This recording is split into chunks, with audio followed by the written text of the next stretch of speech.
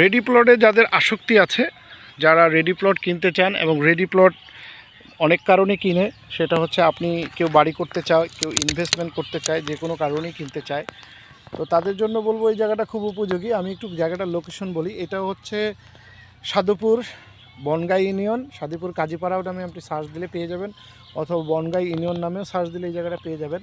আর একটু সহজ করে দিই, মূলত আমরা হেমায়তপুর থেকে সোজা উত্তর পাশে গেলে মাত্র 1/2 কিলোমিটার পরেই এই জায়গাটা আপনি পাবেন।